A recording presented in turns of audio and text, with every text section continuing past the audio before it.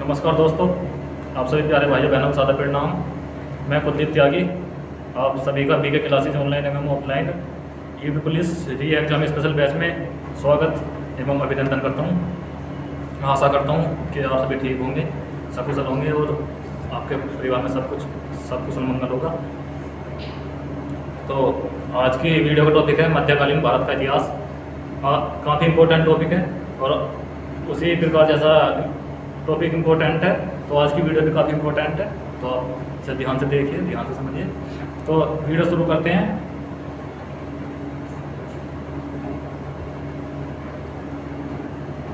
इसमें लिख लीजिए टॉपिक, हेडिंग डाल लीजिए मध्यकालीन भारत।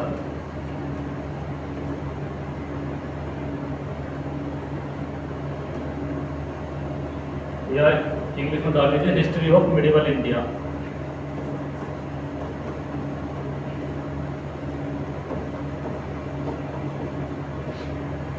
मध्यकालीन भारत का इतिहास शुरू होता है इस्लाम धर्म के उत्पत्ति के साथ ही। इस्लाम धर्म की उत्पत्ति कहाँ से हुई थी? इस्लाम धर्म के संस्थापना की थी हजरत मोहम्मद साहब ने, जो कि इस्लाम धर्म के संस्थापक थे। तब हजरत मोहम्मद साहब थे। हजरत मोहम्मद साहब जो थे ये अल्लाह के दूत या पैगंबर थे। ये अंतिम पैगंबर थे, इनसे पहले पैगंबर हुए थे, लेकिन ये अल्लाह के जो दूत थे, ये अंतिम पैगंबर थे जिन्होंने इस्लाम धर्म की संस्थापना की। तो इसका टॉपिक है, अब फिलहाल जो टॉपिक चलेगा इस्लाम धर्म पर चलेगा, वैसे ध्यान से देखना। जो ये हजरत मोहम्मद साहब थे यानी पैगंबर हजरत मोहम्मद साहब का जन्म 570 ईस्वी में मक्का के प्रमुख कुरैश कबीले में हुआ था, यानी इनके कबीले का नाम कुरैश था। जहां इनका जन्म हुआ था वो वर्तमान में सऊदी अरब में मक्का में स्थान पड़ता है। और इनके जन्म जिस दिनांक को इनका जन्म हुआ था उसी के अनुसार हिजरी संवत या मुस्लिम कैलेंडर के अनुसार प्रतिवर्ष ईद उल मिलाद मनाई जाती है। ईद उल मिलाद नबी।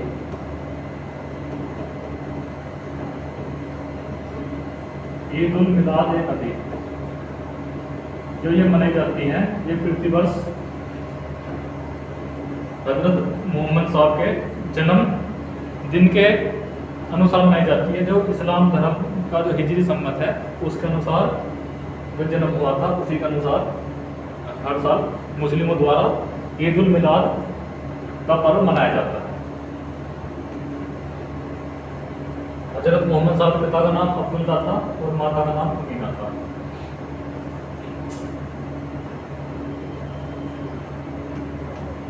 इनका जन्म हुआ था 570 ईस्वी में मक्का में, और 610 ईस्वी में मक्का के पास एक हीरा नामक गुफा थी जहाँ रहकर इन्होंने पढ़ाई की थी, या जहाँ रहकर इन्हें ज्ञान की प्राप्ति हुई थी। ये आप फोटो देख सकते हो, ये इसी गुफा का फोटो है। जब प्रत्येक वर्ष काफ़ी पर्यटक जाते हैं, हज करने भी जाते हैं, यहाँ भी घूमने भी जाते हैं।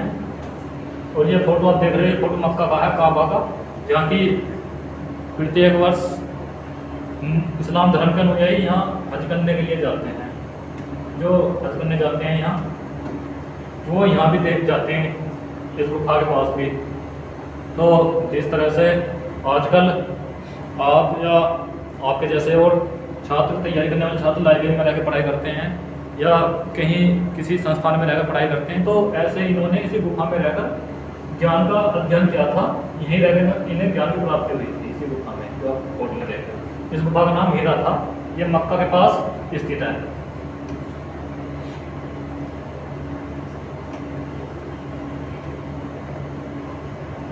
ये 24 सितंबर 1622 ईस्वी को ये पैगंबर हजरत मोहम्मद साहब मक्का से मदीना चले गए थे।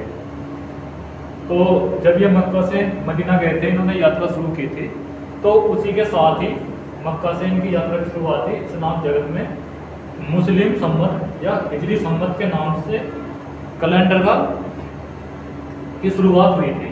उसी दिन से मुस्लिम संवत, जिसे हिजरी संवत भी कहते हैं। यानी जैसे अलग अलग देश के अलग अलग कैलेंडर होते हैं, भारत का राष्ट्रीय कैलेंडर है, लेकिन ग्रेगोरियन कैलेंडर जनवरी फरवरी के हिसाब से ही चलते हैं, लेकिन अपने अपने पर्व त्यौहार अपने अपने कैलेंडर के हिसाब से मनाए जाते हैं। जैसे भारत का विद्रवी संवत है जिसके अनुसार 30 त्यौहार मनाए जाते हैं, ऐसे मुस्लिम धर्म के अनुयायी हिजरी संवत कैलेंडर के अनुसार अपने पर्व त्यौहार मनाते हैं। और ये इसकी शुरुआत पैगंबर हजरत मोहम्मद साहब की यात्रा के साथ ही हुई थी। मोहम्मद साहब की शादी खदीजा नामक विधवा के साथ हुई थी, जो पहली शादी हुई थी। इनकी शादी हुई थी 25 वर्ष की अवस्था में, और इनकी इन्होंने कुल अपनी पूरे जीवन में 13 शादियाँ की थी। जो इनकी सात प्रमुख मानी जाती है, जो पहली मानी जाती है, वो हुई थी खदीजा नामक एक विधवा के साथ में। या फोटो पे देख सकते हैं, ये स्केच है।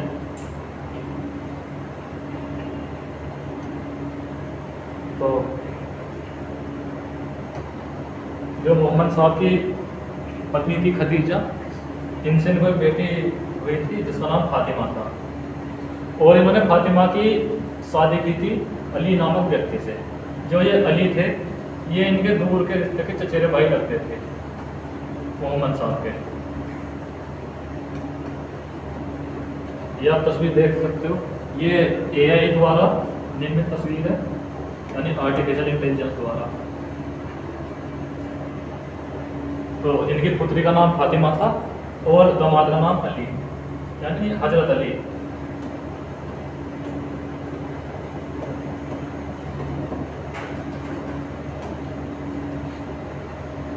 देवदूत जिब्रील ने पैगंबर मोहम्मद साहब को कुरान अरबी भाषा में संप्रेषित की। यानी ये जिब्रील जो थे,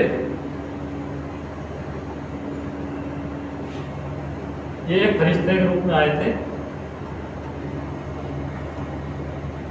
पैगंबर हजरत मोहम्मद साहब के पास में, हीरा नामक गुफा में।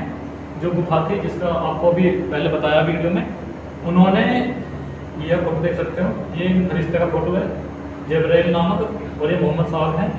इन्होंने पैगंबर हजरत मोहम्मद साहब को कुरान कंठस्थ याद करवाई थी।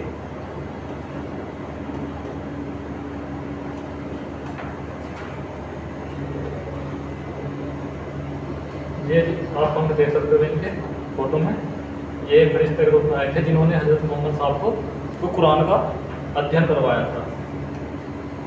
जो ये कुरान है, जो इन्होंने लिखी थी पैगंबर हजरत मोहम्मद साहब ने, ये इस्लाम धर्म का पवित्र ग्रंथ है।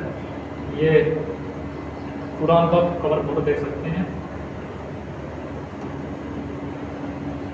जो इन्होंने कुरान लिखी थी, और जो जिन कुरान की शिक्षा का उपदेश इन्हें फरिश्ते ने दिया था जिब्रील नामक, तो उन्हीं की शिक्षा का उपदेश इन्होंने जनता को दिया था, कुरान की शिक्षा का।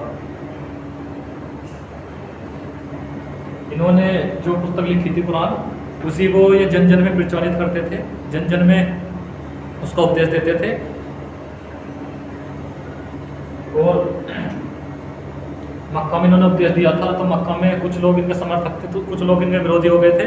तो जब इनका विरोध ज़्यादा बढ़ गया हजरत मोहम्मद साहब का, तो फिर ये मक्का से इन्होंने मदीना के लिए पलायन कर दिया, और ये फिर मदीना चले गए थे जब, तो उसी के साथ ही मुस्लिम संवत की शुरुआत मानी जाती है। और ये फिर मदीना में रहे थे, और जहाँ मदीना में इनकी मृत्यु 632 ईस्वी में हो गई थी, और इन्हें वहीं मदीना में दफना दिया गया था। ये मदीना में देख सकते हो आप, ये फोटो है। ये काफ़ी पर्यटक जाते हैं, ये काफ़ी पवित्र स्थल है, इस्लाम धर्म में माना जाता है। ये इस्लाम के अनुयायी हर साल भारी मात्रा में जाते हैं यहाँ हज करने के लिए। जब मोहम्मद साहब की मृत्यु हो गई थी, तो उनकी मृत्यु के साथ ही जो उन्होंने इस्लाम धर्म की स्थापना की थी, वो दो जगह बढ़ गया था, शिया और सुन्नी में। और वर्तमान में भी इसके दो पंथ हैं, दो पंथों का प्रचलन है, जिनमें कि जो लगभग 80% मुस्लिम जो अनुयायी हैं वे सुन्नी हैं और लगभग 20% मुस्लिम अनुयायी शिया हैं। और ये कौन कौन थे ये अभी आगे बताऊंगा। ये हजरत मोहम्मद साहब की मृत्यु के बाद में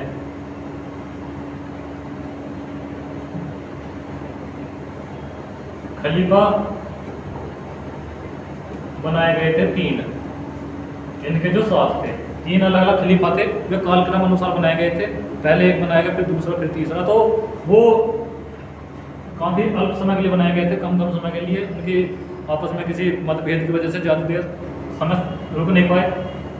तो खलीफा का पद होता है इस्लाम में सर्वोच्च पद माना जाता है, ये सर्वोच्च धर्मगुरु का पद माना जाता है खलीफा का। तो फिर चौथे खलीफा बनाए गए थे मोहम्मद साहब के दामाद अली जो थे, हजरत अली। ये चौथे खलीफा थे और ये दामाद थे। और ये इनसे पहले जो इनके अनुयायी थे, इनके मित्र थे, वो बनाए गए थे। तो इनमें फिर मतभेद हो गया कि अब खलीफा कौन बनेगा। खलीफा हजरत मोहम्मद साहब की वंशावली से बनेगा या अली की वंशावली से बनेगा। तो अली के 2 पुत्र थे, हसन और हुसैन।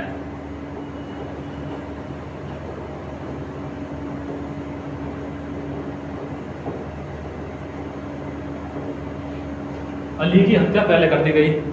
खलीफा पद के लिए विवाद हो गया था कि खलीफा कौन बनेगा, कि अली को खलीफा नहीं माना जाएगा क्योंकि अली दामाद है मोहम्मद साहब के।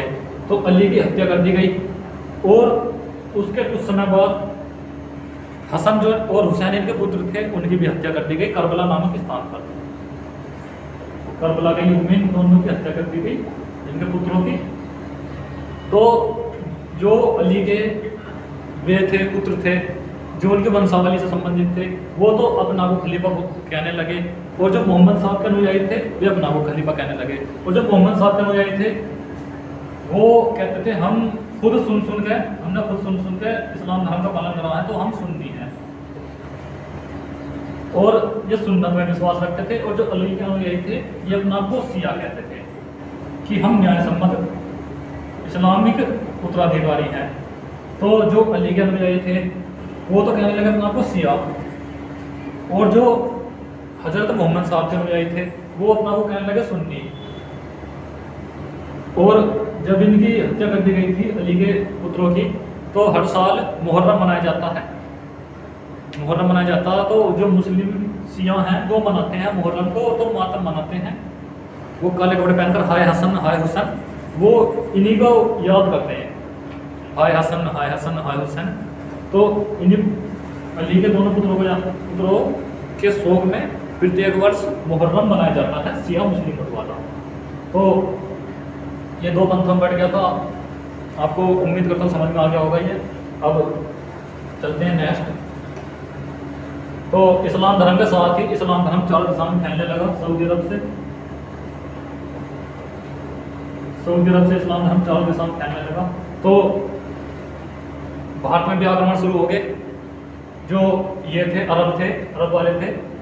अरब वालों ने 4 दिशा में जैसे बढ़े, सऊदी अरब से 4 दिशा में आए, तो इन्होंने भारत पर आक्रमण करने शुरू कर दिए। भारत में जगह जगह आक्रमण किए।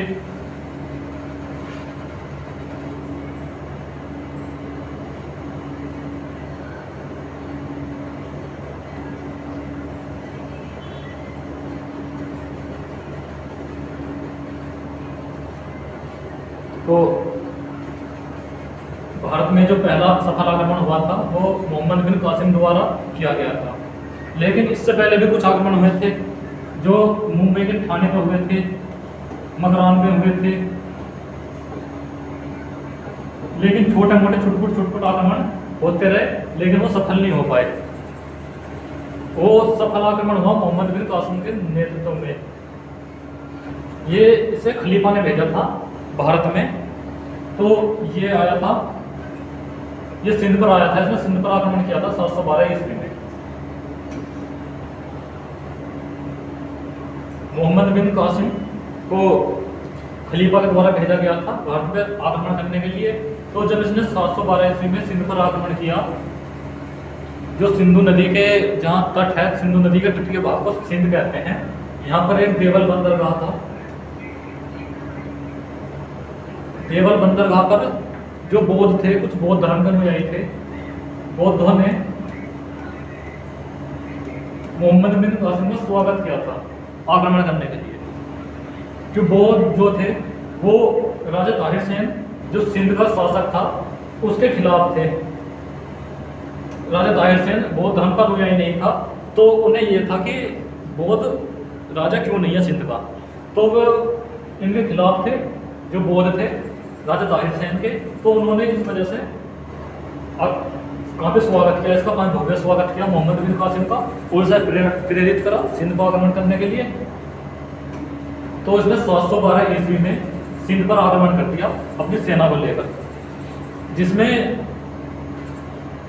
विश्वासघात की वजह से जो राजा ताहिर थे, राजा ताहिर सेन की हार हो गई, पराजय हो गई और इनकी युद्ध में मृत्यु हो गई। यह 712 ईस्वी के समय की बात है। जो 712 ईस्वी में सर्वप्रथम अरब यानी मुस्लिमों द्वारा भारत में आक्रमण किया गया था और मोहम्मद बिन कासिम द्वारा किया गया था। और राजा ताहिर सेन सिंध के शासक थे।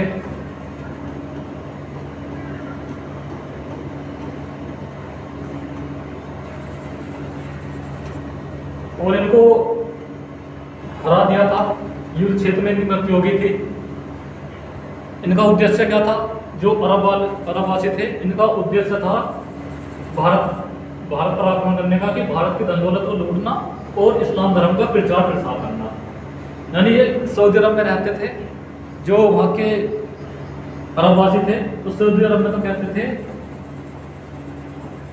कि वहाँ से भारत में आते थे व्यापार करने के लिए, खजूर बेचने के लिए, गधे घोड़े बेचने के लिए, और जी भेड़ बकरी इन्हें बेचने के लिए भारत में आते थे व्यापार करने के लिए। तो कहते थे कि भारत, असली मजे तो भारत वालों के हैं, असली मजे तो भारत के ले रहे हैं।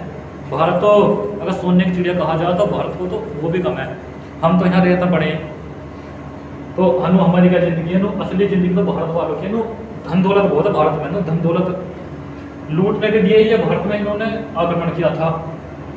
और साथ साथ इस्लाम धर्म का प्रचार प्रसार करना था। इस्लाम धर्म का प्रचार प्रसार करना था कि जैसे कुरान के साथ साथ यानी कुरान की शिक्षाओं का प्रचार प्रसार करना था उनका उद्देश्य है।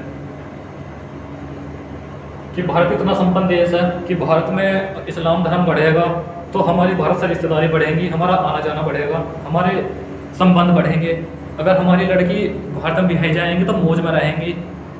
भारत में भी अगर इस्लाम वाले होंगे, और जी अगर भारत के अपनी लड़कियों को हमारे यहाँ बिहाएंगे तो बहुत दहेज देंगे।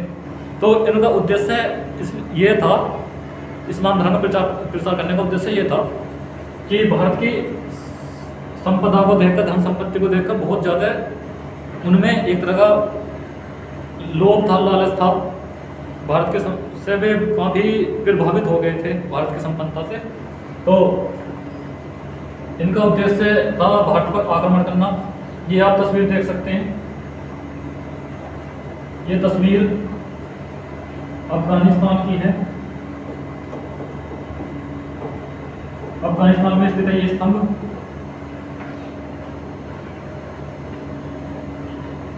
और इस स्तंभ पर लिखा हुआ था, जो आप स्तंभ देख रहे हैं फोटो में, इस पर लिखा हुआ था दुखता रहे हिंदुस्तान, नीलाम में 2 दिनार। यानी इस स्तंभ के पास में, इस पिलर के पास में भारत से पर आक्रमण करके ये धन दौलत लूट कर ले जाते थे, उनका तो बंटवारा कर लेते थे। और जो यहाँ औरत जिंदा रह जाती थी, औरत या लड़कियां जिंदा रह जाती थी, उन्हें लूट कर ले जाकर उन्हें यहाँ बेच देते थे बाजारों में। तो ये स्तंभ था, यहाँ पर इस पर लिखा हुआ होता था, नारे लगते थे दुखता रहे हिंदुस्तान, नीलाम में 2 दिनार। यानी कि हिंदुस्तान की जो औरत हैं यहाँ 2-2 दिनार में उनकी बोली लगती है, 2-2 दिनार में वो नीलाम की जाती हैं। ये अफगानिस्तान में स्थित था, वर्तमान में भी स्थित है। तो यानी जो औरत जाती थी उन्हें लूट कर यहाँ से ले जाते थे, उनका अपहरण करके ले जाते थे कि राजा मार दिया, जैसे राजा ताहिर सेन मार दिया, राजा ताहिर सेन की लड़कियों को ले गया अगवा करके यहाँ बेचने के लिए। तो यहाँ 2-2 दिनार में भारत की औरतों बोली लगती थी, यानी 2 दिनार वर्तमान में बैठेंगे 500 रुपये के बराबर। तो भारत से ले गए लूट कर उन्हें, उनका अपहरण करके ले गए और यहाँ ले जाकर इस सब बांध दी हमले से। क्या है ये बताया जाता था कि निर्वस्त्र बांध देते थे, कपड़ा नहीं होता था शरीर पर कोई भी, वो शरीर पर बस रेत चढ़ी हुई होती थी, वो भी यहाँ के रेगिस्तान की। बहुत बुरी स्थिति थी, और तक साधन बहुत बुरी स्थिति करते थे कि पैदल ले जा रहे हैं, गर्मी में भूखी प्यासे ले जा रहे हैं, पैरों में छाले पड़ रहे हैं और शरीर पर कोई कपड़ा नहीं है, कि ऐसी निर्वस्ती यहाँ पर बांध रखी है, यहाँ पर खड़ी कर रखी है बेचने के लिए, बोली लगाने के लिए कि बस 2 दिनार में ले जाओ औरतों को, अगर किसी को आवश्यकता हो। बस शरीर पर कपड़ा कोई नहीं है, हाथ पैर बंधे हुए हैं और शरीर पर है बस रेत चढ़ी हुई है। और ये कार्य किए जाते थे यहाँ पर, इनके द्वारा, आक्रमणकारियों के द्वारा ये कार्य किए जाते थे, लूटपाट की जाती थी, औरतों को ले जाते थे अपहरण करके, उनके साथ में काफ़ी दुर्दशा करते थे। तो इसी जब इन्होंने इतनी दुर्दशा करनी शुरू कर दी भारत की औरतों की,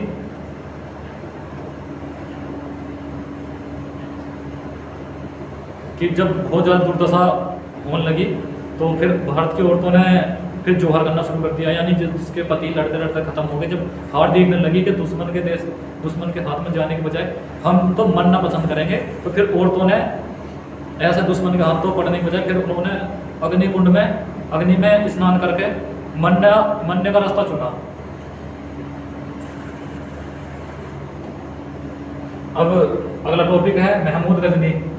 इसमें महमूद गजनी के बारे में बताया जाएगा विस्तार से। ये कौन था? 932 ईस्वी में अल्पतगीन नामक एक तुर्क सरदार ने गजनी साम्राज्य की स्थापना की, जिसकी राजधानी गजनी थी। गजनी जो कि अफगानिस्तान में पड़ता है वर्तमान में। ये अफगानिस्तान में पहले बौद्ध बहुल देश था।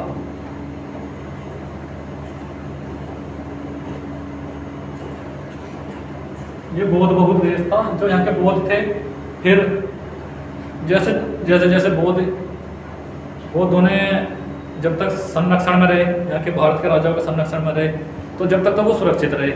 जैसे उन्होंने विद्रोह कर दिया भारत के राजाओं के खिलाफ और आक्रमणकारियों को सहयोग करने लगे, तो आक्रमणकारियों ने पहले तो भारत के राजाओं को पराजित किया और फिर धीरे धीरे फिर बौद्ध धर्म को के खिलाफ हो गए, फिर वो बौद्ध धर्म को नष्ट करने लगे। जैसे राजा दाहिर सेन के खिलाफ बौद्धों ने मोहम्मद बिन कासिम का साथ दिया था, तो पहले तो उसने राजा दाहिर सेन को हराया, उसे मारा, फिर बाद में फिर उसने बौद्धों को मारा, और ऐसे करते करते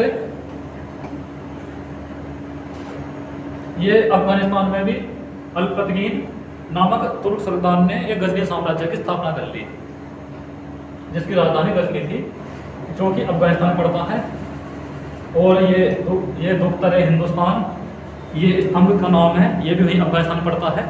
ये इनके द्वारा बनाया गया था कि भारत से लाई गई हिंदू औरतों को नीलामी करने के लिए, यानी यहाँ 2-2 दिनार में, अफगानिस्तान में अभी बताया आपको, अभी बताया है कि 2-2 दिनार में भारत की औरतों की नीलामी की जाती थी, निर्वस्त्र करके, बिल्कुल बहुत बुरी तरह से उनकी दुर्गति करके यहाँ पर नीलामी की जाती थी। तो 1932 ईस्वी में अल्पतगीन नामक एक तुर्क सरदार था, जिसने गजनी में, अफगानिस्तान, वर्तमान अफगानिस्तान में गजनी में गजनी साम्राज्य की स्थापना की थी। तो अल्पतगीन की मृत्यु के बाद में गजनी में पिरितगीन ने शासन किया। इसी के शासन में काल में सर्वप्रथम भारत पर आक्रमण शुरू हो गए फिर दोबारा से, लेकिन ये सफल नहीं रहे, ऐसा था आक्रमण हुए। तो अल्पतगीन के बाद में तो जब ये इसने आक्रमण करना शुरू करे, तो पंजाब जो पड़ता है, तब का पंजाब आज का पंजाब जितना छोटा नहीं था। पंजाब का अर्थ था पंज प्लस आब, यानी 5 नदियों का संगम था।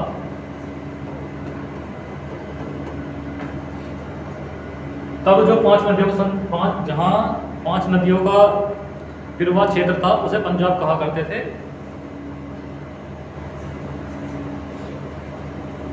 और ये 5 नदी थी, झेलम, चिनाब, व्यास, रावी और सतलज। यानी झेलम, चिनाब, व्यास, रावी और सतलज का जो पिरवा क्षेत्र था, जो उसके यानी जो उसके इन 5 नदियों के अंडर में जो क्षेत्र आता था उसी को पंजाब कहते थे। और यहाँ पर एक शाही वंश का शासक था जयपाल। जयपाल के शासनकाल में के समय ही इनके तुर्क वालों के आक्रमण शुरू हो गए थे, और फिर ये शाही वंश फिर खत्म होता चला गया, इनके आक्रमण ज़्यादा बढ़ गए, तो ये शाही वंश फिर लुप्त हो गया। अल्पतहीन का एक दमाद था, गुलाम प्रथा का प्रचलन था तब। उसमें यानी गुलाम ऐसे थे कि अपना भी खुद को बेच देते थे जाकर बाजार में कि हमें खरीद लो, हमें रख लो अपनी सेवा में, हम तुम्हारी गुलामी करेंगे, तो हम तुम्हारी सेवा करेंगे, जिस जैसा तुम्हें चाहे वैसा हमारा उपयोग कर लेना, मजदूरी में, सेना में, कैसे भी लड़ाई झगड़े में, किसी भी चीज़ में, तो अपना आप को बेच देते थे। तो वो गुलाम जो थे, गुलाम पुत्र से ज़्यादा सेवा करते थे, जो खुद के बेटे थे, खुद के बालक थे, उनसे ज़्यादा सेवा गुलाम करते थे। तो जो ऐसे सुबुक्तगीन था, ये अल्पतहीन का गुलाम बना था, और जब उसे लगा कि तो बहुत ज़्यादा सेवा कर रहा है, बहुत अच्छा है, तो उसी से फिर वो अपना दमाद बना दिया, और फिर उसी को गजनी की गद्दी पर बैठा दिया। ये अल्पतहीन था जो जो जो सुबुक्तगीन का गुलाम था। और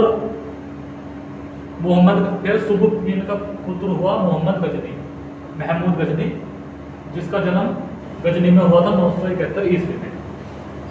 ये महमूद गजनी का आप स्केच देख सकते हैं, इस प्रकार का स्केच ये अनुमान का बनाया गया है, जैसा उसका वर्णन मिलता है इतिहास में, उसके अनुसार बनाया गया इसका स्केच के ऐसा रहा होगा महमूद गजनी। ये जरूरी नहीं है कि ऐसा ही हो, कि उस समय कोई कैमरे का प्रचलन नहीं था, कोई ऐसी पेंटिंग का प्रचलन नहीं था, ये तो एक अनुमान के द्वारा बनाई गई है और उसकी छवि। तो महमूद गजनी ये गजनी का शासक था, इसका पिता का नाम सुबुक्तगीन था। और इसने महमूद गजनी ने फिर भारत पर आक्रमण शुरू कर दिए। तो इसका एक सबसे चर्चित आक्रमण है सोमनाथ मंदिर का आक्रमण, जो इसने 1025 ईस्वी में किया था। सोमनाथ मंदिर पर आक्रमण किया था, और इससे ये 20 लाख दिनार की संपत्ति लूट कर ले गया था। यानी अभी बताया आपको कि 2 दिनार में लगभग रुपये 500 बैठते हैं। तो उस समय कितनी बड़ी भारी मात्रा में कितनी संपत्ति रही होगी ये जो कि सोमनाथ मंदिर को लूटकर, सोमनाथ मंदिर को पर आक्रमण करके उसे नष्ट करके जब ये लूट कर ले गया था महमूद गजनी। लेकिन ये इसने कई बार हमले किए भारत पे, हमले करता रहा, लूट के ले जाता रहा, इसके युद्ध होते रहे भारत में, लेकिन भारत में स्थायी रूप से टिक नहीं पाया। आता था, लूट मार करके फिर चला जाता था ये। अब अगला टॉपिक है मोहम्मद गौरी। ये मोहम्मद गौरी की छवि है, ये स्केच है। मोहम्मद गौरी गौर का रहने वाला था, इस वजह से ये अपना नाम पीछे गौरी लगाता था। गौर महमूद गजनी के अंडर में एक छोटा सा राज्य था, आया करता था इसके अंडर में। ये गौर अफगानिस्तान में पड़ता है, वर्तमान अफगानिस्तान में। और ये गजनी साम्राज्य भी अफगानिस्तान में था, और इसके अंडर में ये एक छोटा सा राज्य आया करता था गौर। इसका नाम था शहाबुद्दीन मोहम्मद गौरी, यानी शहाबुद्दीन मोहम्मद नाम था इसका, गौर का रहने वाला था, इसलिए गौरी अपने नाम पीछे लगाता था। ये 1173 ईस्वी में गौर का शासक बना। इसने भारत पर पहला आक्रमण 1175 ईस्वी में मुल्तान के विरुद्ध किया था। मुल्तान वर्तमान पाकिस्तान में पड़ता है। इसने भी वही काम किया जो वहाँ के शासक कर रहे थे, और कि भारत में आना, आक्रमण करना, और जी यहाँ की धन संपत्ति को लूट के ले जाना, यहाँ की औरतों को लूट के ले जाना, और फिर अफगानिस्तान के बाजार में ले जाकर उन्हें बेच देना, उनके साथ में दुर्दशा करना उनकी। यानी जो होता था, जैसे आज वर्तमान में आप देख सकते हो बांग्लादेश में किया जा रहा है, या जैसे हमास वालों ने किया था इजराइल में, ऐसे ही क्या तब नहीं किया होगा, तब तो हो सकता है इससे ज़्यादा किया हो। तो ये इनका उद्देश्य था। तो इसी उद्देश्य के साथ में इन्होंने मुल्तान पर आक्रमण किया मोहम्मद गौरी ने फिर दूसरा आक्रमण किया पाटन पर 1178 ईस्वी में। तो यहाँ का शासक था भीमदेव सोलंकी, पूरा नाम था इसका भीमदेव सोलंकी।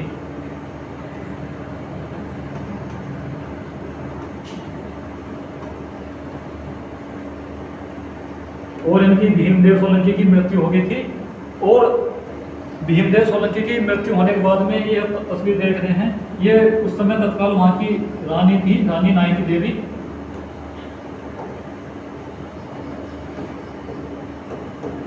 तो इनके पति की मृत्यु होने के बाद में पाटन का सारा राजकाज की जिम्मेदारी इनके हाथ में आ गई।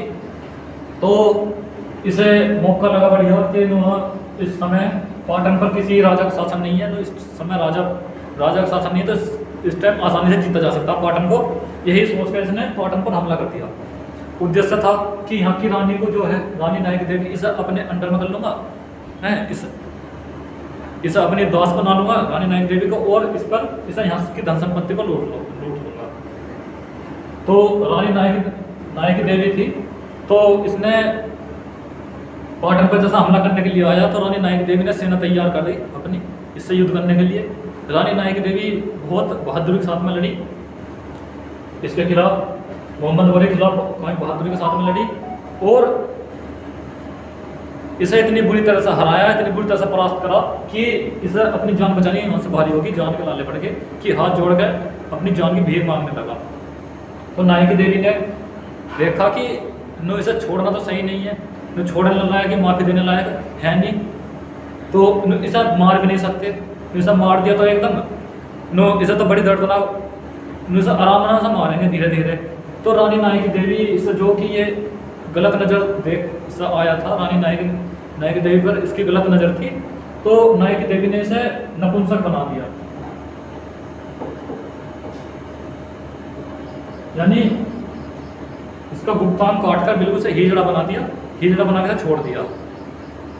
तो आया था गलत नज़र डालनी थी रानी नायक देवी में। रानी नायक देवी ने इसका ऐसा हाल करा कि फिर कभी इसकी ज़िंदगी में किसी औरत की ओर फिर गलत नज़र से देखने की भी इसकी हिम्मत नहीं हुई। जब तक जिंदा रहा इसने खूब अत्याचार किए हों, पर कभी किसी औरत की तरफ को गलत नज़र से शायद ना देखा हो।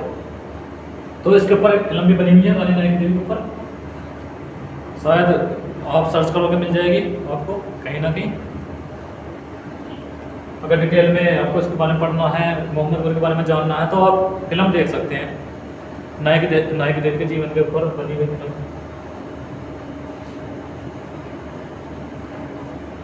अब आता है नेक्स्ट टॉपिक है सल्तनत काल, यानी सुल्तानों का काल, जो सुल्तान बने थे।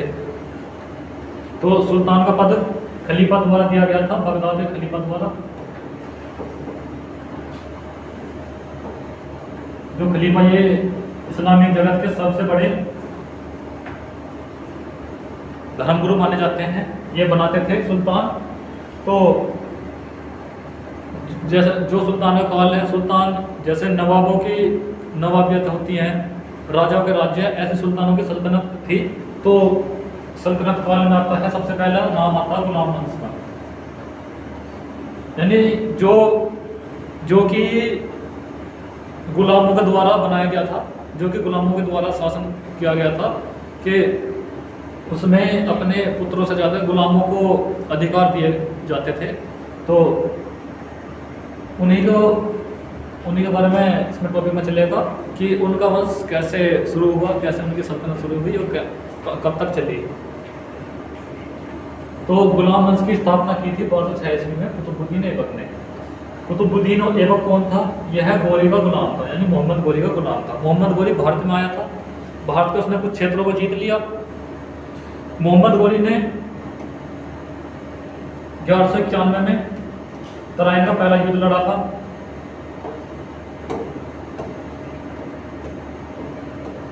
तराइन का पहला युद्ध, तराइन पड़ता है करनाल में, 1191 में। तराइन का युद्ध लड़ा था, ये पड़ता करनाल में, और इसमें हार हो गई थी गोरी की, और ये हार गया था पृथ्वीराज चौहान से,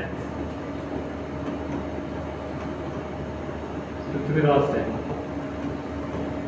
तो 1191 में इसकी हार हो गई, जो इतिहास में मिलती है जानकारी। फिर 1192 में तराइन का ही दूसरा युद्ध हुआ था, तराइन करनाल में पड़ती है ये जगह, इसमें पृथ्वीराज चौहान की हार हो गई थी, यानी गोरी जीत गया था इसमें, इस युद्ध में गोरी की जीत हुई थी। तो ये पृथ्वीराज चौहान अजमेर के शासक थे, और तब दिल्ली पृथ्वीराज चौहान के अंडर में आती थी, और ये अफगानिस्तान की सीमा पड़ता था, भटिंडा राज्य है, वर्तमान भटिंडा पंजाब में। तो उसके ऊपर विवाद था, इनकी विवाद सीमा के ऊपर विवाद था, तो इनके आपस में अनुबंधी नोकझोंक थी। और पृथ्वीराज चौहान की एक कन्नौज के राजा थे जयचंद, ये कन्नौज के राजा थे, इनसे भी विवाद चल रहा था, इनसे भी इनकी नोकझोंक थी, और यानी इनसे भी तनक थी जयचंद से भी। तो जयचंद मोहम्मद गोरी से जाकर मिल गया, कुछ खुफिया राज इसे बता दिया मोहम्मद गोरी को। तो 1191 में जब तराइन के युद्ध में गोरी की हार हो गई थी, तो फिर जयचंद इससे जाकर मिल गया गोरी से, तो इसने कुछ खुफिया राज बताए। तो 1192 में फिर मोहम्मद गोरी ने फिर पृथ्वीराज चौहान पर दोबारा आक्रमण किया। तो उसे पता था कि जो ये चौहान है, पृथ्वीराज चौहान है, ये जो क्षत्रिय राजा हैं, ये कभी रात में नहीं लड़ते, ये लड़ते हैं हमेशा दिन में। कि रात में कि कभी अगर लड़ना तो जिस दुश्मन से लड़ना है, कि रात में कभी धोखे से किसी और को क्षति ना पहुंचे। तो हमेशा ये दिन में युद्ध लड़ते थे, लेकिन इसी का फायदा उठाकर मोहम्मद गोरी ने पृथ्वीराज चौहान पर रात में हमला कर दिया, जिसमें पृथ्वीराज चौहान पकड़ा गया और उसे पकड़कर बंदी बना लिया, बंदी बना कर ले गए, और उसकी गर्म सरियों से आंख फोड़ दी, ये बताया जाता। काबुल में ले जाकर उसकी आंख फोड़ दी, गर्म सरिये उसकी आंख में देकर, जैसे आंच में ताक सीधे आंख में देती है सरिये, तो उसकी आंख फोड़कर अंधा करके वो छोड़ दिया। 1192 में अजमेर पर इसका शासन हो गया था मोहम्मद गोरी का, और दिल्ली इसके अंडर में आ गई थी। और फिर 1194 में युद्ध हुआ था, वो जयचंद के खिलाफ हुआ था युद्ध, चंदावर का युद्ध। ये चंदावर फिरोजाबाद में पड़ता है, वहीं कन्नौज के पास में चंदावर का युद्ध हुआ था जयचंद से, जिसमें जयचंद मारा गया युद्ध में। उसका कारण यह था कि जयचंद की जो पुत्री थी संयोगिता की शादी हुई थी पृथ्वीराज चौहान से। तो जयचंद और पृथ्वीराज चौहान की आपस में अनबन थी, उसे यही था कि वो केवल पृथ्वीराज चौहान से लड़ेगा, पृथ्वीराज चौहान को नुकसान हो जाएगा। लेकिन इनमें एक कहावत प्रचलित थी कि जंग और इश्क में सब कुछ जायज है, कि जैसे भी जंग जीतनी है और इश्क करना है तो करना है। जैसा चाहे ना तो इन्हें मानवता देखनी और ना फिर इनमें किसी का मान सम्मान देखना। तो ये इनके बीच में काफ़ी कहावत प्रचलित थी ये। तो इन्होंने जो इनकी घरवाली थी पृथ्वीराज चौहान की संयोगिता का अपहरण कर लिया, और संयोगिता को अपने सेनापतियों को उपहार में सौंप थी, और वो संयोगिता ले जाकर अफगानिस्तान का बचाने भेज दी वो। तो जयचंद फिर इसके खिलाफ हो गया मोहम्मद गोरी के, कि मोहम्मद गोरी ने पहले विश्वासघात करा पृथ्वीराज चौहान के साथ में, विश्वासघात का परिणाम इससे ही भुगतना पड़ा। उसकी बेटी की बहुत दुर्दशा करी, तो जयचंद फिर इसके खिलाफ अपना बदला लेने के लिए मोहम्मद गोरी से लड़ पड़ा, जो कि चंदावर का युद्ध हुआ था, जिसमें जयचंद हारा, जयचंद की मौत हो गई। यानी पहले तो ये आपस में लड़ते रहे पृथ्वीराज चौहान और जयचंद, यानी कि दिल्ली की लड़ाई में बंदर ने फायदा उठा लिया। पहले तो उसने पृथ्वीराज चौहान को हरा दिया, और फिर उसने जयचंद को हरा दिया, फिर कन्नौज पर हमला कर लिया, कब्जा कर लिया। और ये बताया जाता है कि जब पृथ्वीराज चौहान को छोड़ दिया था हमला करके,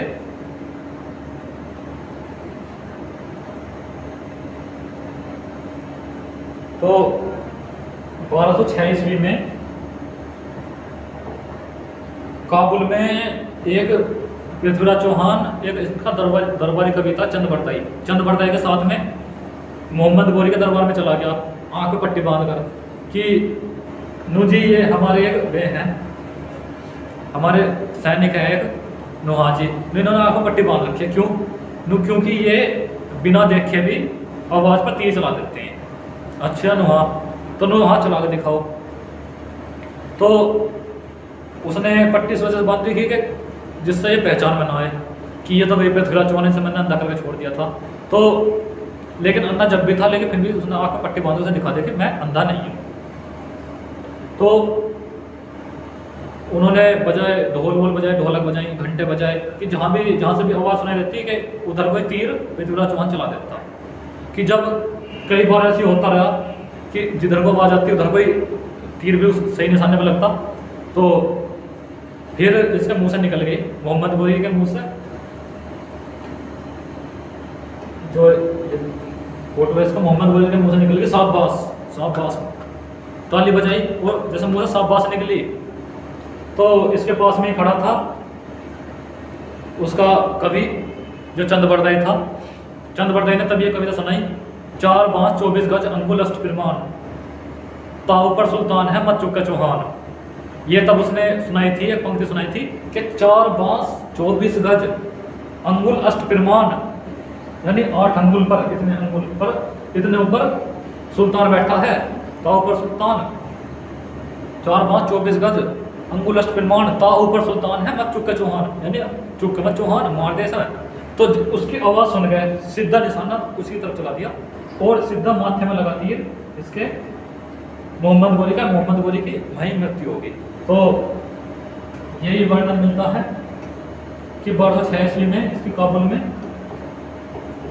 पृथ्वीराज चौहान ने हत्या कर दी थी। और पृथ्वीराज रासो जो लिखी थी, ग्रंथ लिखा था, वो इसका कवि था चंद बरदाई ने लिखा था। उसमें ये जानकारी मिलती है कि 1192 में तराइन का जो युद्ध था जिसमें पृथ्वीराज चौहान की हार हो गई थी, उससे पहले इसने 16 बार मोहम्मद गोरी को माफ किया था, जीवन दान दिया था।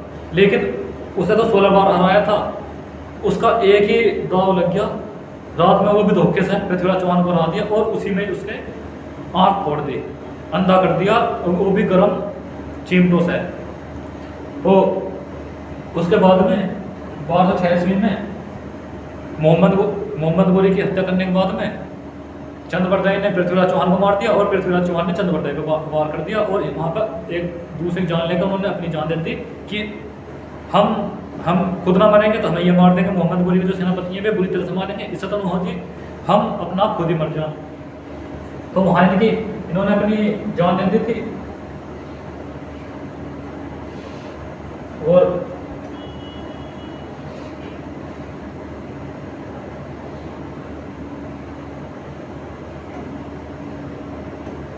उसके बाद में जो दिल्ली वहां से चला गया था भारत को जीत के, तो भारत को जीतने के बाद में जब 1206 ईस्वी में उसकी हत्या हो गई, तो फिर दिल्ली का शासन, दिल्ली और अजमेर जो जीते हुए क्षेत्र थे उसका शासन मोहम्मद गोरी का जो दमाद था, गुलाम और दमाद दोनों थे, दोनों था, ये कुतुबुद्दीन ऐबक, इसके अंडर में आ गया। तो जो गोरी के जितने हुए क्षेत्र थे उस पर कुतुबुद्दीन ऐबक ने अपना अधिकार कर दिया 1206 ईस्वी में। यह गोरी का गुलाम था। इसने अपना राज्याभिषेक 1206 ईस्वी में 24 जून को किया था लाहौर में राज्याभिषेक किया था, लाहौर को अपनी राजधानी बनाया था कुतुबुद्दीन ऐबक ने। ये कहा जाता है इतिहास में कि कुतुब मीनार की नींव कुतुबुद्दीन ऐबक ने डाली थी, लेकिन ये विवाद का विषय है, इसने डाली थी या किसी ने डाली थी, इस बारे में विवाद रहता है कि इतनी सर्वश्रेष्ठ रचना कुतुबुद्दीन ऐबक तो कर नहीं सकता। अपने हाथों हिनों से एक टॉयलेट तक नहीं बना, एक शौचालय तक का तो निर्माण कर नहीं पाए, और यहाँ पर आकर इतनी सर्वश्रेष्ठ रचना बना दी। आज भी अरब में, अफगान में कोई भी ऐसी ऐतिहासिक जगह नहीं है कि जो जैसे देख के ये कहते हैं कि हाँ ये बनाए हुए हैं, इनके निर्माण कला है या इनकी वास्तुकला बहुत अच्छी थी या उनके स्थापत्य कला बहुत अच्छी थी। वहाँ कोई ऐसा प्राचीन धरोहर नहीं मिलती देखने के लिए, तो बनाते वहाँ तो उनसे कुछ प्राचीन धरोहर ऐसी बनी नहीं, पर खत्म के ऐसे सर्वश्रेष्ठ रचना बना दी। तो ये विवाद का विषय, ये विश्वास नहीं होता कि कुतुब मीनार का निर्माण कुतुबुद्दीन ऐबक ने या गुलाम वंश में के शासनकाल में हुआ था। और ये तो है कुतुब मीनार में, इसके गुरु बख्तियार काकी है, बख्तियार काकी की इसमें खबर तो है। ये कहा जाता है कि इसका निर्माण बरहमी हीर ने करवाया था और यहाँ 27 मंदिर थे इसके आसपास परिसर में, जो कि 27 नक्षत्रों के बारे में यहाँ पर अध्ययन किया जाता था। जो अंतरिक्ष में 27 नक्षत्र है उसके बारे में 27 मंदिरों में अध्ययन किया जाता था। तो ये तो कहा जाता है कि 27 मंदिरों को तोड़कर इसने कुव्वत उल इस्लाम मस्जिद का निर्माण करवाया था। यानी कुव्वत उल इस्लाम का अर्थ है हिंदी में इस्लाम की ताकत, यानी इन्होंने मंदिर को तोड़कर इस्लाम की ताकत दिखाई थी और यहाँ पर मस्जिद का निर्माण करवाया था। ये विवाद का विषय है कि अगर आपने कभी ये कुतुब मीनार देखी हो तो देखकर आपको विश्वास नहीं होगा कि ये कुतुबुद्दीन ऐबक कहाँ का निर्माण करवा सकता।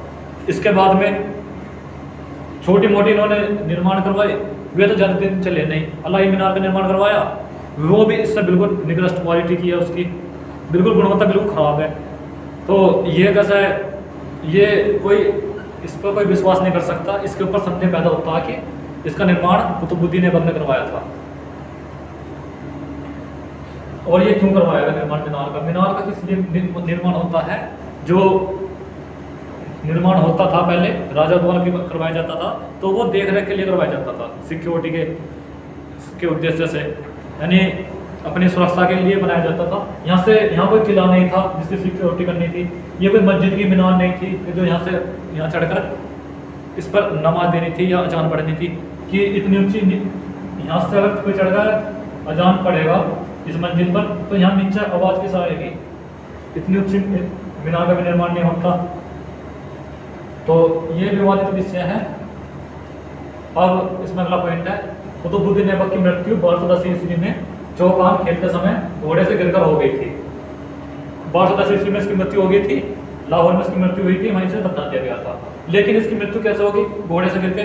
घोड़े पर तो इसने बड़े बड़े युद्ध लड़े थे बैठकर, और ऐसा कैसे हो सकता कि कोई आदमी घोड़े पर बैठ के बड़े बड़े युद्ध लड़ने जा रहा है और अचानक घोड़े पर से गिर गया और घोड़े पर से गिर के उसकी मृत्यु होगी।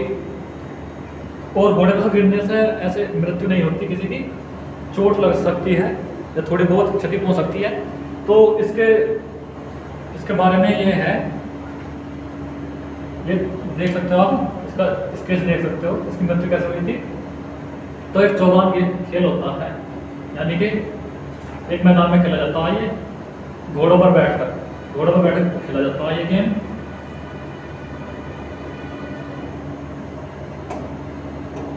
तो इसमें ऐसा होता है कि इधर से घुड़सवार किसी गेंद को लेकर इधर पहुंचाता पाले में, इधर के घुड़सवार इधर पहुंचाते हैं।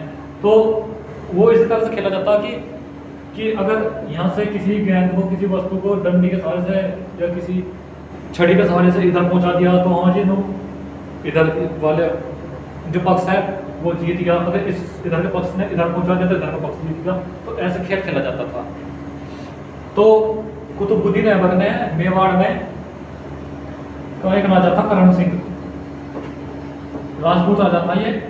मेवाड़ में इसने काफी उत्पाद मचाया था।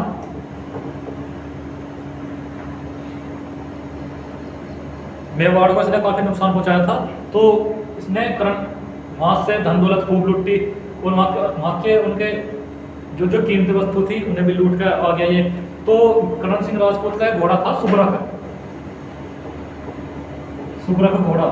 आपने चेतक घोड़े का नाम सुना होगा जो महाराणा प्रताप का घोड़ा था, लेकिन इतिहास में सुब्रक घोड़े का वर्णन काफी कम मिलता है। तो ये करण सिंह का घोड़ा था सुब्रक, इसे लेकर आ गए, इसे बहुत पसंद आया ये। तो इसने कहा कि चौगान खेल लेंगे इसी घोड़े पर बैठे सुब्रक पे।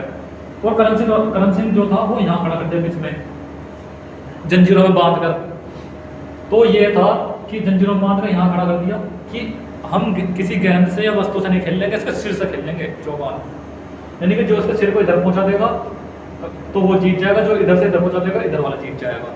तो करण सिंह को जब बंधा हुआ देखा जंजीरों में सुभद्रा ने, और उसे देखा कि तलवार लेकर उसे मारने के लिए दौड़ रहे हैं, उसका सर काटने के लिए, तो सुभद्रा का एकदम कूद पड़ा, एकदम गिर दिया कुतुबुद्दीन ऐबक अपने ऊपर से, और नीचे गिरते ही कुतुबुद्दीन ऐबक पर अपने पैरों से छाती पर सिर पर खूब वार करे, जब तक वार करता रहा सुभद्रा घोड़ा कि जब तक कुतुबुद्दीन ऐबक की आखिरी सांस ना निकल गई, अंतिम सांस निकलने तक सुभद्रा घोड़ा उसके ऊपर वार करता रहा। और सुभद्रा घोड़ा एकदम से इसके पास जाकर, करण सिंह के पास जाकर, और करण सिंह को अपने ऊपर बैठाकर वहां से दिल्ली से, लाहौर से भाग गया मेवाड़ के लिए।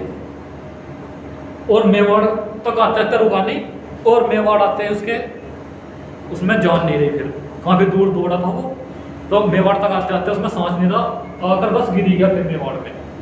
तो इसने करण सिंह राजपूत थे, राजा, इसकी जान बचाई थी सुभद्रा ने। सुभद्रा स्वामी भक्त घोड़ा था। तो देश में, भारत देश में होने को देशभक्त पशु भी हुए हैं, सुभद्रा कोट चेतक जैसे, और होने को तो देशद्रोही आदमी भी हुए हैं, जयचंद जैसे, और आज भी हैं। कि आप देख सकते हो JNU में नारे लगाए जाते हैं कि भारत तेरे टुकड़े होंगे इंशाअल्लाह इंशाअल्लाह, अब जब हम शर्मिंदा हैं तेरे कातिल जिंदा हैं। तो वे कौन लगाते हैं? वे लगाते हैं जो हमारे देश के रहने वाले गद्दार हैं, देशद्रोही हैं, और वही फिर भारत जोड़ो यात्रा में देश के नेताओं के साथ देखे जाते हैं। वो भारत को तोड़ने के नारे लगाने वाले भारत जोड़ो यात्रा में क्या जोड़ेंगे? वे यात्रा में क्या दिखाना चाहते हैं कि वो भारत जोड़ने की यात्रा निकालने हैं, भारत तोड़ने की यात्रा निकालने हैं। तो गद्दार पहले भी थे, इंसान गद्दार अब भी हैं, देशद्रोहियों की ना पहले कमी थी ना अब कमी है। और भारत की भूमि में पशु भी हुए हैं, ऐसे ऐसे पशु भी हुए हैं जो देश के लिए बलिदान दिया है जिन्होंने, और ऐसे ऐसे इंसान भी हुए हैं यानी कि जो इन्होंने पशुओं से भी नीच काम किया है देश के खिलाफ गद्दारी करके। आज भी JNU जैसे संस्थानों में ऐसे गद्दार भरे पड़े हैं।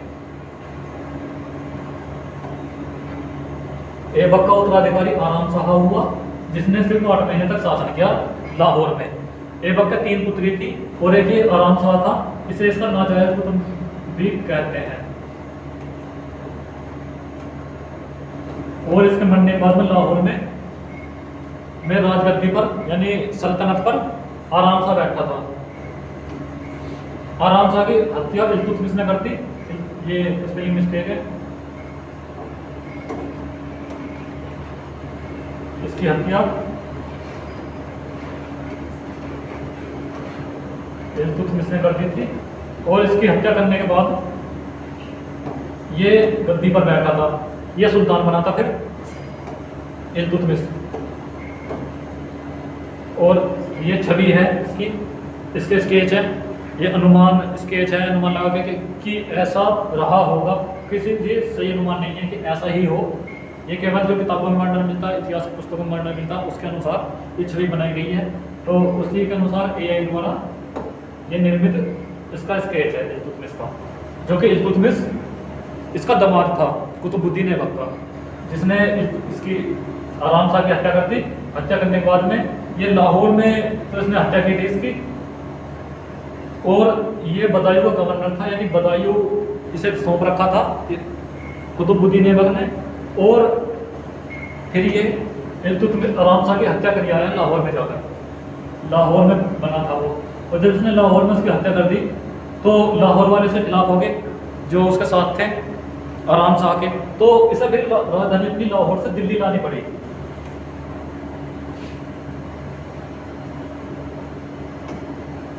ये इल्तुतमिश लाहौर से राजधानी को दिल्ली ले आया। इसने दिल्ली में हौज सुल्तान का निर्माण करवाया और किला कोहना का निर्माण करवाया, दहली कोहना का निर्माण करवाया, यानी कि ये हौज सुल्तानी, हौज को हौज कहते हैं, यानी सुल्तानों की हौज।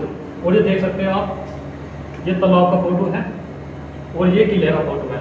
ये इसने इस किले का निर्माण करवाया था, किले में हौज सुल्तानी का निर्माण करवाया था। ये किले का निर्माण करवाया था राजधानी के लिए, राजधानी बनाने के लिए दिल्ली में, और पानी में ये जलाशय का निर्माण करवाया था पानी की पूर्ति करने के लिए। और इसी वजह से लाहौर से ये शासन नहीं कर पाता कि लाहौर में आराम शाह को मार कर आया था, तो आराम शाह के जानने वाले क्या ऐसे छोड़ देते, इस वजह से दिल्ली राजधानी ले पाया। तो राजधानी को सर्वप्रथम दिल्ली लाने वाला व्यक्ति इल्तुतमिश था। इसको नोट कर लेना, ये क्वेश्चन आ सकता है कि सर्वप्रथम दिल्ली को राजधानी किसने बनाया, तो वो इल्तुतमिश था। ये तुर्क का रहने वाला था, जो कुतुबुद्दीन ऐबक का गुलाम भी था और दामाद भी था। यानी गुलाम था तो इसी को इसने अपना दामाद बना लिया था, और दामाद बना लिया था तो इसे बदायूं पर शासन करने के लिए दे दिया था कि बदायूं जो है, बदायूं की देख रेख भाई इल्तुतमिश तू कर, और दिल्ली की देख रेख मैं करूँगा। दिल्ली, लाहौर, और भी जैसे बना देते हैं कि पोस्टिंग हो जाती है, जैसे आप भी कहीं जाओगे, आपका कहीं सिलेक्शन होगा कि आपकी किसी की अगर पुलिस में आपका सिलेक्शन होता है, किसी की कहीं पोस्टिंग होगी, किसी की कहीं पोस्टिंग होगी, तो उसी प्रकार से इसकी पोस्टिंग बदायूं में करती थी। और मोहम्मद गोरी का गुलाम था ऐबक, कुतुबुद्दीन ऐबक, और कुतुबुद्दीन ऐबक का गुलाम था इल्तुतमिश। तो इसी वजह से इसे गुलामों का गुलाम या गुलाम का गुलाम भी कहा जाता है। गुलाम का गुलाम कहने का इसके पीछे तथ्य यही है, तो आप रटो मत, बस समझो कि इसे क्यों कहते थे गुलामों को गुलाम। और जब अगर पेपर में आएगा भी, अगर रटोगे तो भूलने की पूरी संभावना है कि शायद पेपर तक ना याद रहे, और लेकिन समझ के अगर पढ़ोगे तो कभी शायद जिंदगी में तो शायद कभी भूल लोगे नहीं।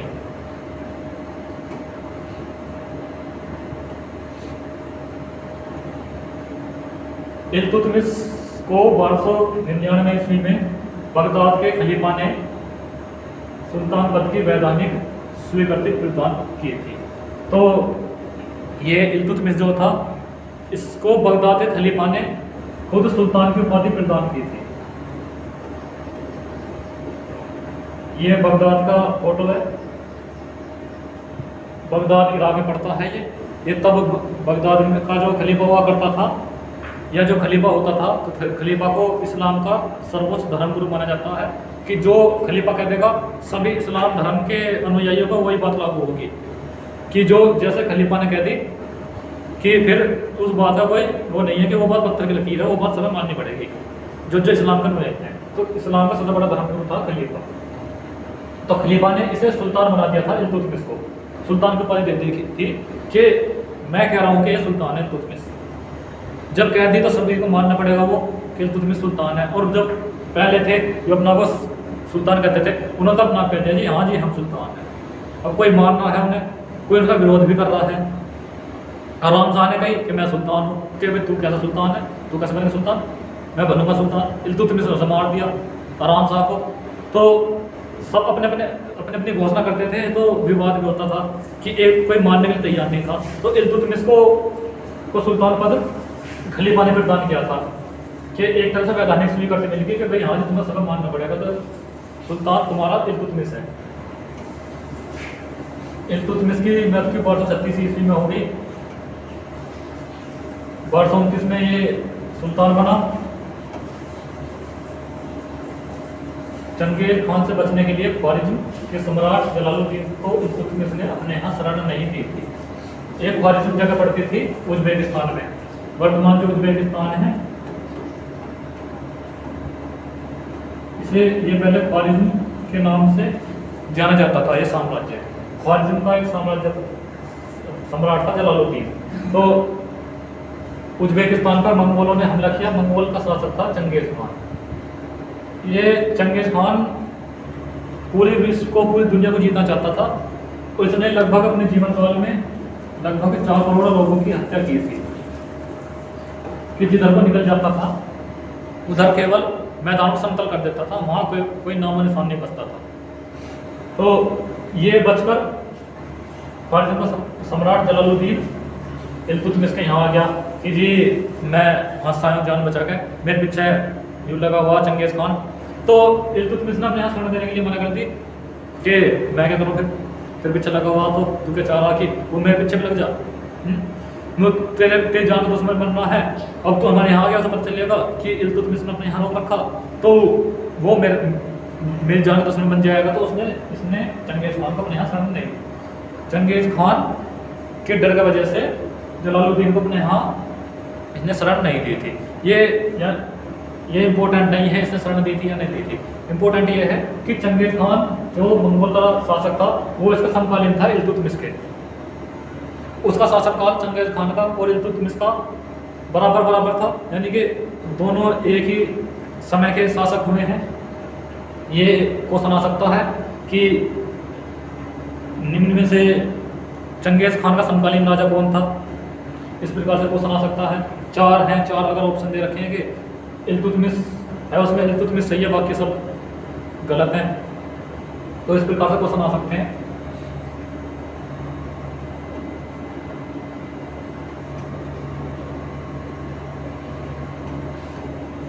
इल्तुतमिश जब खत्म हो गया था तो उसके बाद में उसके पुत्र रुकनुद्दीन फिरोज को शासक बना दिया, लेकिन वो उसमें इतनी योग्यता नहीं थी शासक बनने की, वह एक अयोग्य शासक था। यानी इस तरह सोचो कि आप अगर यूपी पुलिस में भर्ती होते हैं, यूपी पुलिस के लिए आपके सभी के लिए बहुत बहुत शुभकामनाएं मेरी तरफ से। तो आप कांस्टेबल की पोस्ट पर भर्ती होगे तो आप कांस्टेबल बनोगे, तो आपको के उज्ज्वल भविष्य के लिए मेरी तरफ से बहुत बहुत शुभकामनाएं। तो आप में से जितने भी कांस्टेबल बनोगे तो उसमें से कुछ की प्रमोशन हो गया, कुछ हेड कांस्टेबल बन जाएंगे और कुछ और ऊपर प्रमोशन पाकर एसआई बन सकते हैं और फिर प्रमोशन होकर कुछ इंस्पेक्टर भी बन सकते हैं। ये योग्यता पर डिपेंड करता है आपके पर कि आपकी क्या योग्यता है। आप अगर सही मेहनत करोगे तो आप कांस्टेबल का टेस्ट आराम से क्लियर कर सकते हो। अगर आप सही से ड्यूटी करोगे, तो कोई भ्रष्टाचार नहीं करोगे, तो अगर सही से ड्यूटी करोगे, अपने जो ड्यूटी है तुम्हारी उसका सही से कर्तव्य का पालन करोगे तो हो सकता है प्रमोशन हो गए, कांस्टेबल से हेड कांस्टेबल बन जाओ, हेड कांस्टेबल से एसआई बन जाओ, एसआई से इंस्पेक्टर बन जाओ। लेकिन सभी कांस्टेबल हेड कांस्टेबल नहीं बन सकते, सभी हेड कांस्टेबल एसआई नहीं बन सकते। जिसमें योग्यता होगी वो बनेगा। लेकिन इसी तरह से जो इल्तुतमिश का पुत्र था रुकनुद्दीन फिरोज, वो बना तो दिया, शासक तो बना दिया, लेकिन उसमें कोई योग्यता नहीं थी, वह अयोग्य शासक था। ये कुछ समय बन पाया, कुछ समय तक ही रहा ये 1236 ईस्वी में। इसकी बहन थी रुकनुद्दीन फिरोज की, रुकनुद्दीन फिरोज की बहन थी। ये दिल्ली सल्तनत की पहली रानी थी। इसका नाम था रजिया सुल्तान।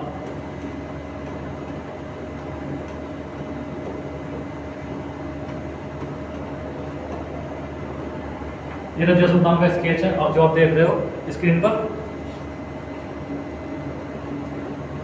ये 1236 में इसको साम्राज्य का शासक घोषित कर दिया गया और ये 1240 तक रही, 4 साल रही है। यानी रुकनुद्दीन फिरोज योग्य नहीं था, तो किसी को तो बनाते, तो इसकी बहन को बनाते रजिया सुल्तान को। इसके शासनकाल में इसके बैठते ही एक भटिंडा का राजा था अल्तूनिया।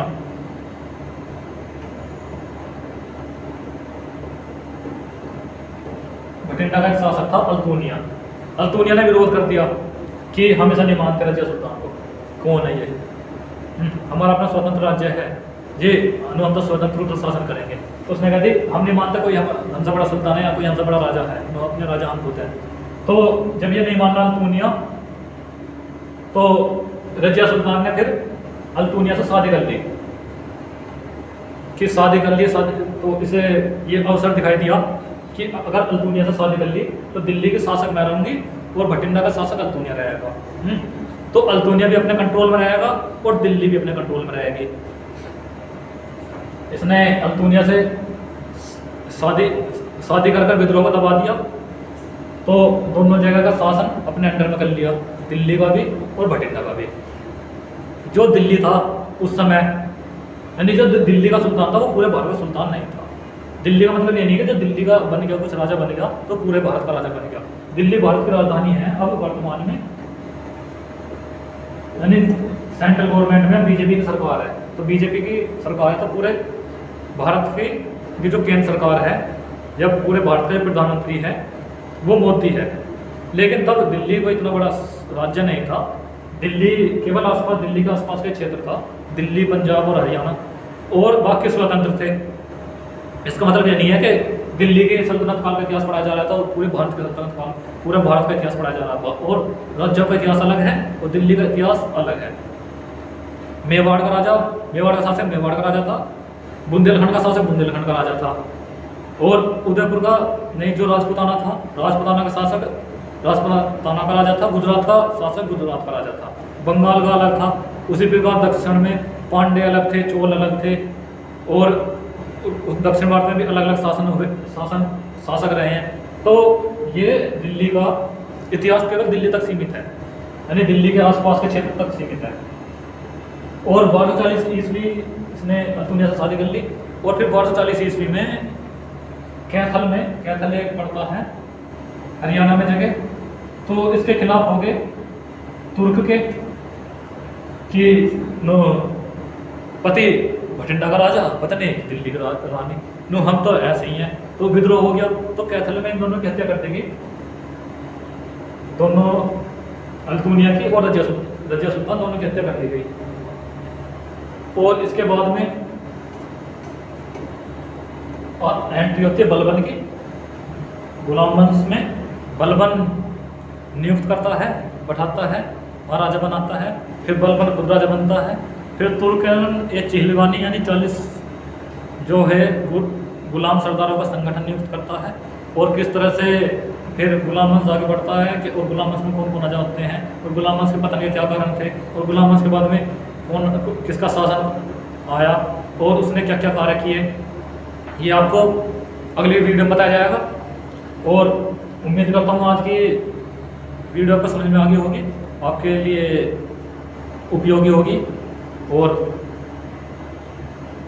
मैं आशा करता हूँ आपके आने वाले पेपर के लिए वीडियो उपयोगी हो और ये समझ में आ गया हो। और एक बार अगर कुछ छूट गया हो तो उसको बता दूँ।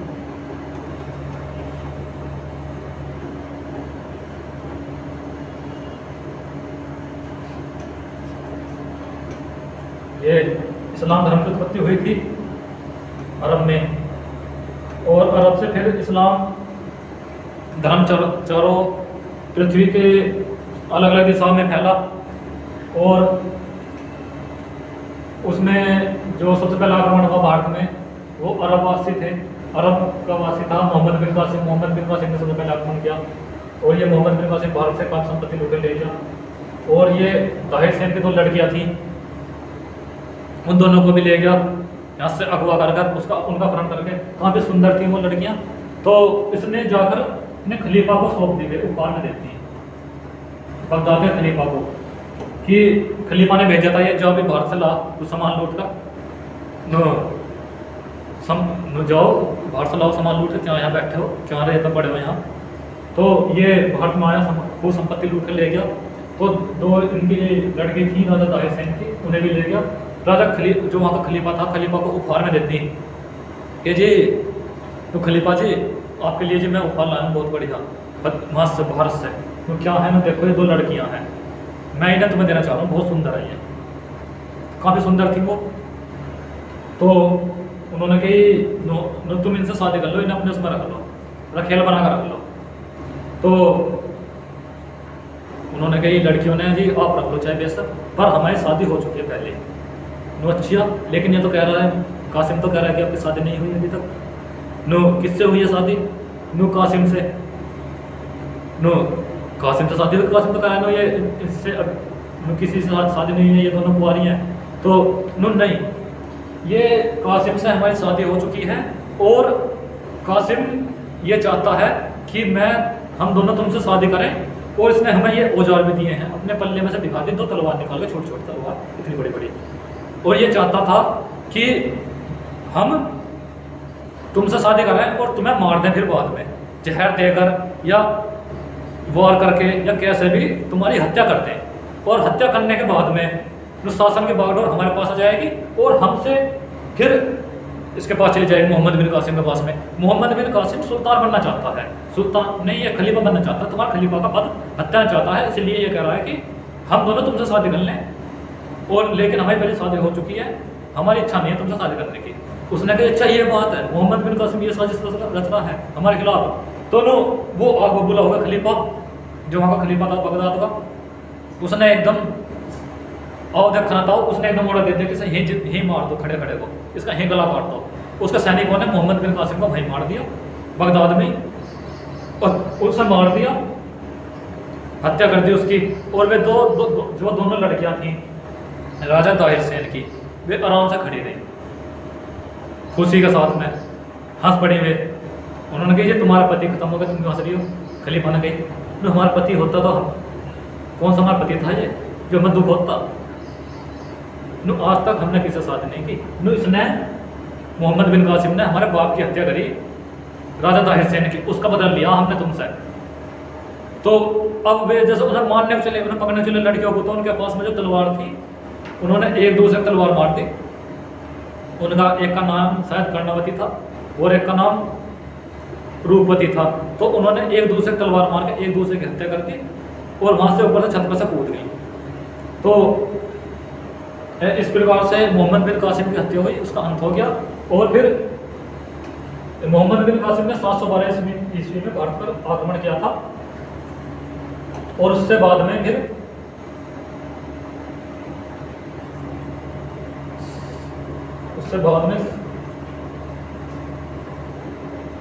फिर 1191 में तराइन पर मोहम्मद गोरी ने आक्रमण किया। उससे बाद में छोटे मोटे आक्रमण होते रहे, लेकिन 712 से 1191 तक अगर इन्हें घटाएंगे तो ये लगभग 500 साल बैठेंगे। लगभग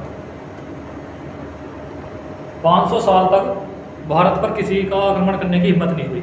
क्यों नहीं हुई कि उन्होंने राजा ताहिर सेन पर आक्रमण तो कर दिया मोहम्मद बिन कासिम ने। फिर ये हो गया कि तुमने आक्रमण तो करा है भारत पर तुमने सोते शेर का पत्थर मारा है। उससे बाद में जब इन्होंने अत्याचार करा भारत में, तो राजपूत राजा थे, एक राजपूत राजा थे बप्पा रावल। बप्पा रावल ने कभी मेवाड़ का शासन संभाला था। बप्पा रावल प्लस गुज्जर प्रतिहार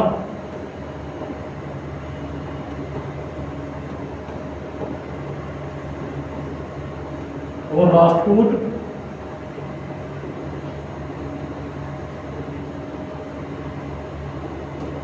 और कन्नौजिया घेड़वाल, इन्होंने सबने मिलकर संगठन बना लिया था अपना, कि उससे बाद में जब भी किसी मुस्लिम आक्रमणकारी ने आक्रमण किया तो इतनी बुरी तरह से, बहुत बुरी तरह से हार गया। तो 500 साल तक किसी का भारत पर आक्रमण करने की हिम्मत नहीं हुई, लेकिन छोटे मोटे आक्रमण होते रहे जब तक वो जो थे भारत में वो भारत के राजाओं के सानिध्य में रहे, तब तक सुरक्षित रहे। और जब भी उन्होंने विद्रोह कर दिया, अफगानिस्तान में विद्रोह करा, तो अफगानिस्तान बहुत देश था, बौद्ध विहीन हो गया, बौद्धों का अंत हो गया, उनका नामो निशान मिट गया। केवल अफगानिस्तान में जो मिलती है बुद्ध की अवशेष मिलते हैं, अब केवल अवशेष ही मिलते हैं, मूर्तियाँ मिलती हैं। अब वहाँ बौद्ध धर्म का कोई ना तो अनुयायी है, ना ही कोई उन्हें मानने वाला है। और इनका इतना तगड़ा संगठन था कि किसी की हिम्मत नहीं हुई थी कि जो भारत की तरफ को कोई आंख उठाकर भी देख सकता हो। लेकिन बप्पा रावल के बाद में एक राजपूत राजा थे पृथ्वीराज चौहान, और पृथ्वीराज चौहान और घेड़वाल वंश के राजा थे जयचंद। जयचंद के इन दोनों के आपस में तनातनी होगी, यह संगठन टूट गया। और संगठन टूट गया कि फिर वही हुआ जो होता है कि बिल्ली की लड़ाई में फिर बंदर ने फायदा उठाया कि पहले तो पृथ्वीराज चौहान को हराया और तराइन के युद्ध में पहले तो पृथ्वीराज चौहान को हराया और फिर जयचंद को हराया। फिर भारत में एक तरह से आक्रमण का उन्हें मार्ग मिल गया।